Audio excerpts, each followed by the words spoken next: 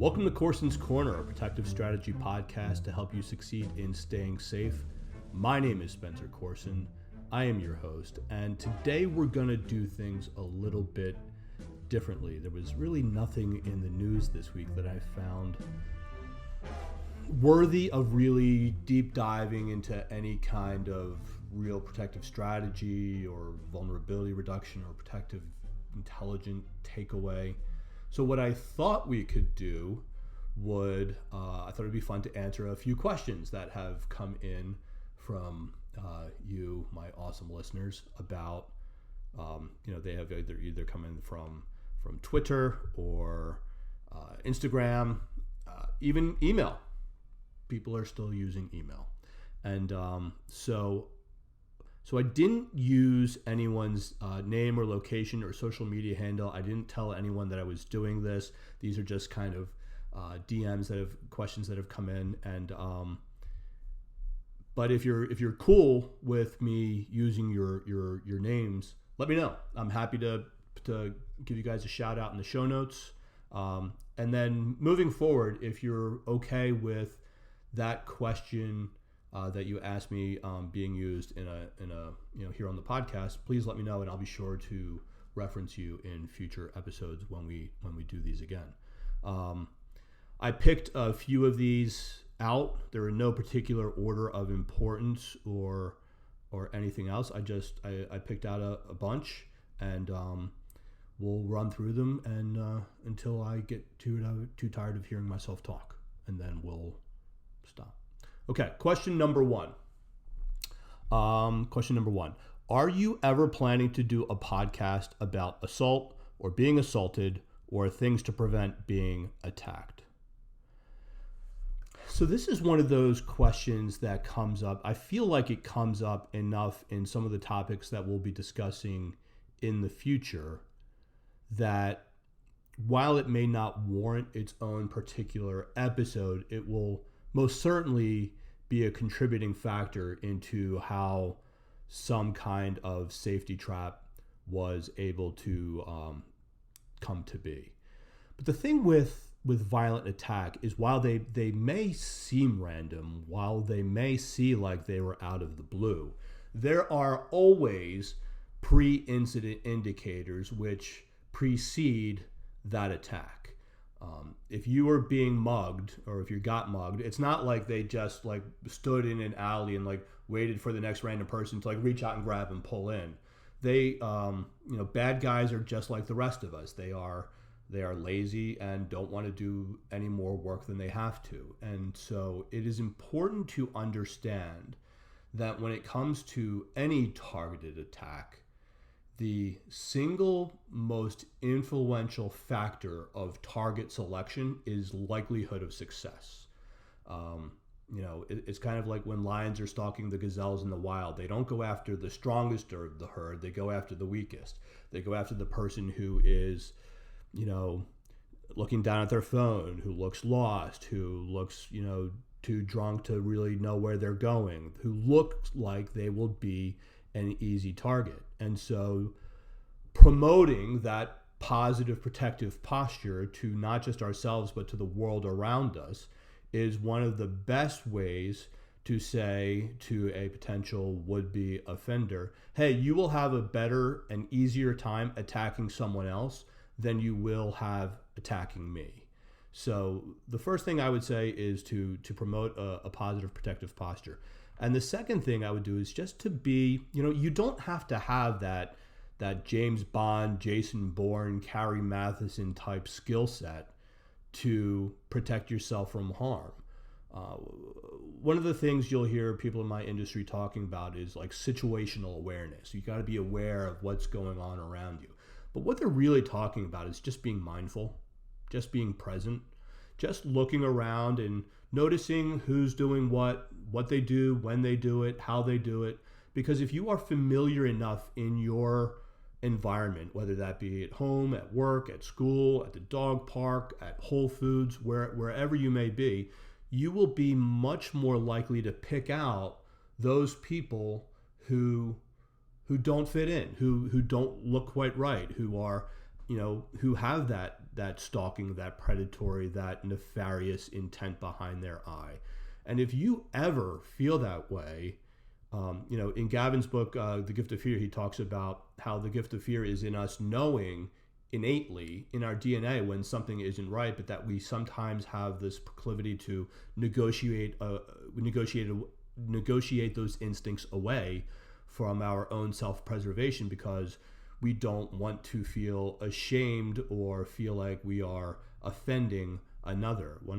I talk about this in my book, of course, but our willingness to defend ourselves should always be stronger than our unwillingness to offend another.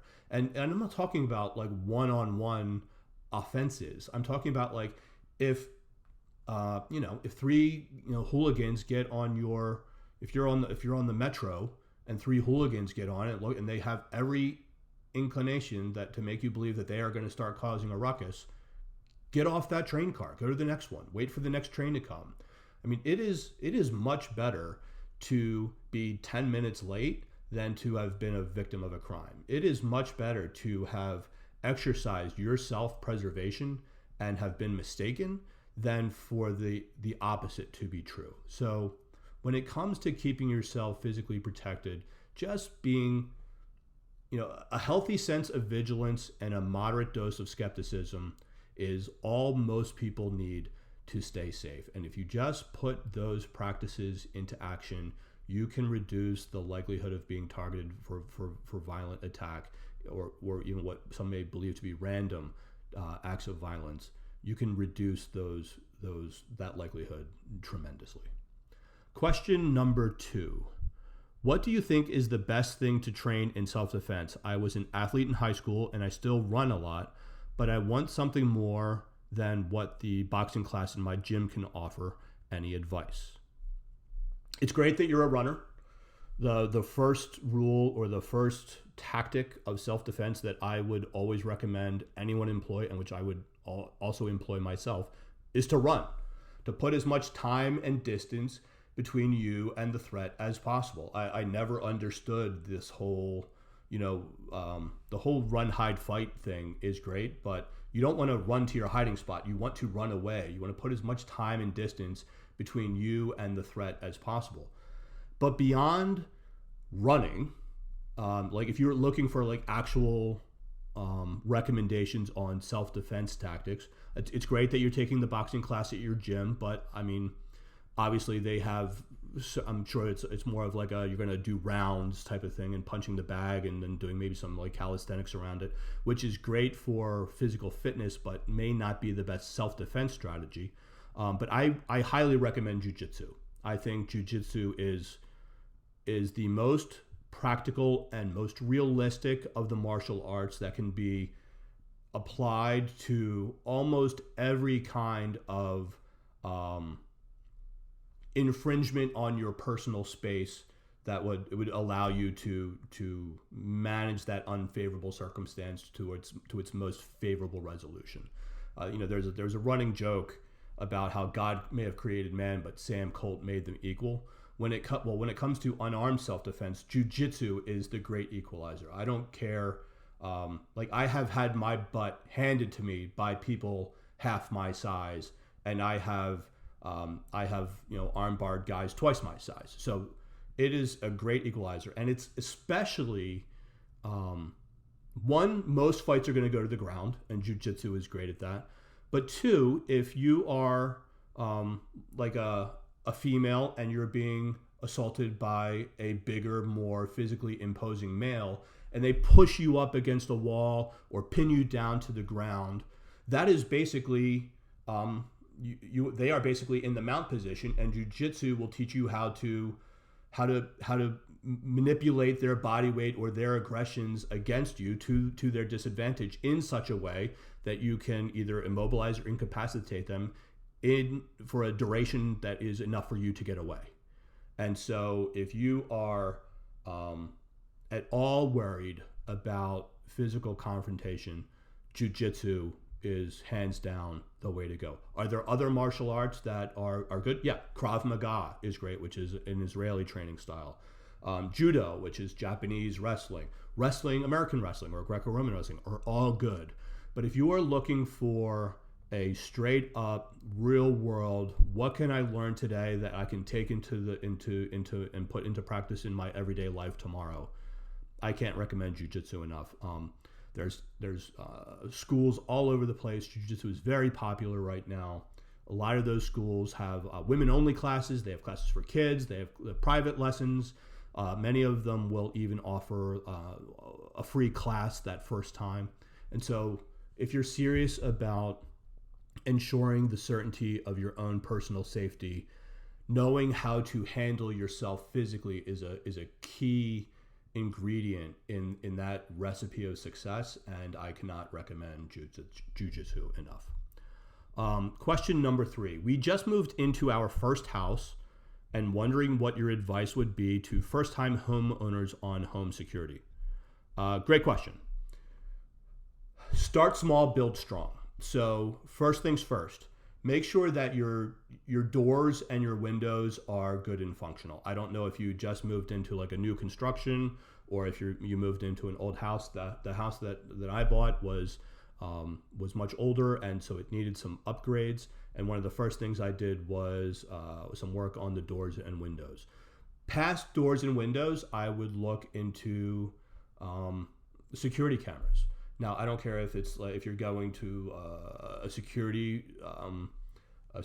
home security provider like what is it, like no free ads here, but like Simply Safe or ADT. I personally, again, no free ads. I'm a big Ring fan. I use Ring cameras. I think that their interface and their ability to either be wired into the home, or you can have satellite cameras that are on batteries, are very effective. And then beyond, but one thing with setting up cameras, it's great to like, I'm a big fan. If you get any camera, the first camera should be a doorbell camera, because a lot of security companies will come in and they'll put in cameras up high, and which kind of like give you a scene, an overview of your area of operation or the area around your house, which is great. Except that when a bad guy gets close enough to your house, you wind up actually looking down onto them from above, which means that you don't have the facial. For those of you watching on YouTube, I just realized that I was pointing at my own face, but didn't realize I needed to point out. And anyway, you want to be able to identify the individual's face, which the doorbell camera will most certainly do. So the doorbell camera will not only alert you if anyone is coming up to your door, just knocking on your door, or if they're trying to steal packages, or if they're just like probing your defenses to see when you're home or when you're not, or times that you're most likely to answer the door. But that doorbell camera it's worth its weight in gold. And they're not. I mean, I think the high end ones are like $200, and that money will pay for itself if it should ever be needed. Beyond cameras, I love a dog. I think the single best allocation of money for home security is a dog. They're the best. I recommend German Shepherds. I have a German Shepherd. I think they are not only great pets, but loyal and dedicated protectors. They are naturally territorial. They are easily sentry trained. And I think dogs. So what I would do for home security, start small, build strong. Work from the insides first, doors, windows, making sure those are secure. Move from there to cameras or any kind of like early warning system. Dogs are great, and then there are a million options you can extend to from there. How are we on time? Okay. Question number 4. I am a female executive, and I'm always traveling for work, or at least I was before COVID. But assuming I'm able to start traveling again, what advice would you give to women who travel alone for work and for fun? Excellent question. I actually have a friend who is in a very, very similar circumstance, and I will give you the advice that I give to her. Just because you are traveling alone does not mean you need to be alone. So ask if anyone has ever been there before. Do they have recommendations? Did they make any friends while they were there? Do you have family or friends? Do they have family or friends? Are there other groups that are going that you can be a part of? Look on social media. Do you have any of your friends been there before? Do any of your friends recommend going? Or places that they have been that can offer some kind of fun.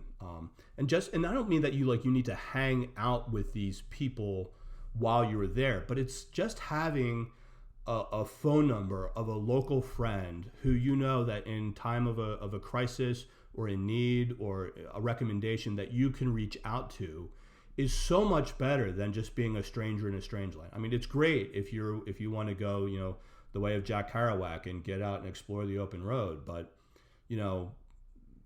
to ensure the certainty of your own safety, it would also be great to learn the practice of recruiting local resources and knowing who is there and what you can do. Beyond that, I would recommend just doing as much research as you can before you go. Look at crime stats and look at safe zones, the State Department website, countless travel websites.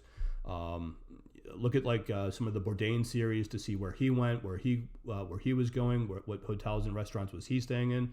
I've used those as examples for some of my own travels, just sort of recreating those experiences. I would highly recommend locating where hospitals are. I would highly recommend locating where the embassy or the U.S. consulate is, mapping that route from your hotel or wherever your Airbnb to where the U.S. embassy or consulate is. Also the same thing for a hotel. I would program the numbers into your phone before you go so that you can also check to make sure if you need to have the prefix in your phone or if it will auto dial. And it would also learn the number of the local emergency services. 911 is an American thing, but you dial 911 in Kenya, I don't know what you're going to get. Probably won't be what you're looking for. So just do as much research as you can before you go, and really just don't go in blind. Do it, set yourself up for success so that if something happens. Oh, one more thing, I would highly recommend looking into the political culture. If there's any indicators of social unrest, I remember being in a couple different places. Pattaya was one, a couple other places where you just weren't sure what was going to happen from one day to the next. And sometimes in those circumstances, like I said earlier, trust your instinct. If you get the feeling that it's time to go, then it is most certainly time to go. Question, how are we doing here? 18? All right, I think we have maybe one or two more. Question number 5. I am about to begin looking for a new job, and I was wondering what tips you maybe... I swear to God, I really can read. I am about to begin looking for a new job, and I was wondering what your tips may be for cleaning up my social media. I know employers are starting to look at this kind of thing, but do they really pay that much attention to it? As someone who conducts these background checks for my clients, I will tell you right now, we absolutely do. Sorry about that. We absolutely do. We all the time are looking to see, because here's the thing, with a standard background check, you're going to see, do they have any DUIs? Have they ever been arrested? Any kind of criminal problem? What's their credit rating like? Which can tell you about someone's past, but it's not a really good indicator of their character. Whereas social media is a phenomenal indicator of someone's character. It is a great way to know how someone acts when they're intoxicated, or when they're joyous, or when they're frustrated, or when they're, what are their political affiliations? How are they it really just social.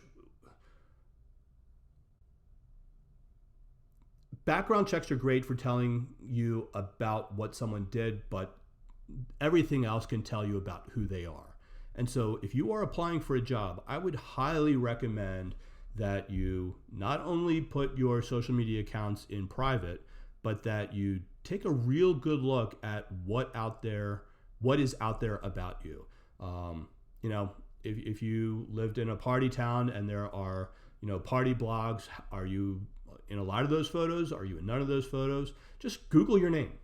Google your name and images and see what pops up. And just because you didn't put something out there doesn't mean that someone else didn't. So to your question, yes, employers are absolutely looking through their social media because the last thing they want is to have, someone say something stupid or Twitter, have that thing go viral, and then have you as a quote unquote ambassador of their company reflect poorly on them as an employer. So you should absolutely take that stuff seriously.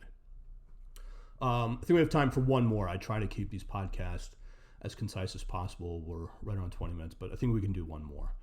Ever since all of this COVID craziness, I've really been thinking about getting a gun or learning how to shoot. Do you think this is a good idea for staying safe? I carry mace in my purse and I have a smaller one on my key fob for when I run, or do you recommend something else?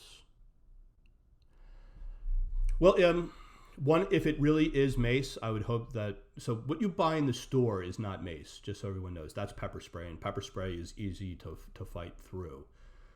If it's mace, that means it came from probably a police officer or maybe someone in the military. And if that's the case, I would check your local jurisdiction, because that may actually be illegal to carry. So here's what I will say. Self-defense tools are great, but a self-defense mindset is better. So it's great that you have I carry mace in my purse. It's great that you carry the mace in your purse, but that's not as effective as having it like at the ready when you're, and this is not mace, but this is actually gun oil. But don't hold it, sorry for people who are listening, but if you're on YouTube, you'll see I'm pointing this down with my index finger. That makes it very easy to snatch away. What you want to do is hold it like with two hands, so that the pepper spray or the mace or whatever is secured in your hands, and then you are using your thumb to depress the lever, and then you want to aim center, and then much like a fire extinguisher, go back and forth in a sweeping motion when it's deployed. But of course, the best thing to do is not be present. This goes back to the first question about just being aware of your environment and not getting caught up in that tumultuous circumstance that would require the use of those kinds of chemical agents. And as for getting a gun, look, I love shooting. I go shooting all the time. Can't really see them, but there's several weapons in here, and then over there too. But I mean, I was in the military. I've been around weapons a lot in my life. Although I wouldn't consider myself a quote unquote shooter now, there was a time when I was. And I still go to the range once a week and I put a couple hundred rounds down range. And if you are interested in the sport of shooting, can't recommend it enough. It is fun. It is entertaining. It is, for me, it's fulfilling. I love going shooting. I consider myself a supporter of the Second Amendment. I have a concealed carry permit, and I, as an individual, am very rarely not within arm's reach of some kind of a weapon. Speaking of which, you don't always have to rely on firearms. There are folding knives, and Clint Emerson has a great company called Official Violent Nomad, and in his everyday carry section has things like a discreet stabbing tool and lockpick, things like that. And those are great as well. But the number one thing, and this goes for shooting too, is to remember that those skills are, while they may not be difficult to acquire and get quite good at, you can lose them just as fast. They are perishable skills. And so whether it be shooting or mace or pepper spray or discreet stabbing tool or a folding knife or whatever it is that you're going to use and carry and employ and train with as your everyday carry protective tool, make sure that you are proficient and well-versed and are rehearsing and training and practicing, not some days, not every other day, but every day. Every day you need to make that as common as carrying your phone. That like if you needed to take a picture of something really quick, that you could get that out and deploy it with the ease of use, because it is so ingrained into your everyday skill set that it is second nature. And so if you're going to get a gun and you're willing to put in the 10,000 hours and 10,000 rounds it will take to get you proficient with that firearm, then great. I think that's a fantastic idea. But, for every one of those 10 stories you'll hear about, a good guy with a gun stopping a bad guy with a gun, there's 10,000 more stories about someone, who had that gun used against them. So, it's very important that whatever tactical tool you use, you make sure that that tool is hiding behind you and not you hiding behind the tool. I think that's very important because I've just seen so many instances where someone kind of had that extra bravado because they had a gun, or had that extra false sense of security because they had pepper spray in their purse, or had something else in their wallet or their pocket. And then when push came to shove, they just weren't ready to put that plan into action. And in some cases, it can get used against you. So self-defense tools are great, but a self-defense mindset is better. All right, we're coming up on the time now, so I think we can wrap things up for this week. Thank you so much for sending in these questions. Keep them coming.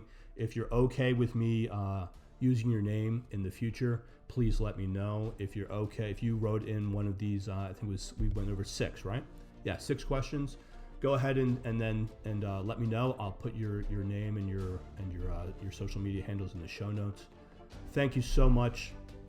Onward, upward, work, sweat, win, and I will see you back here next week.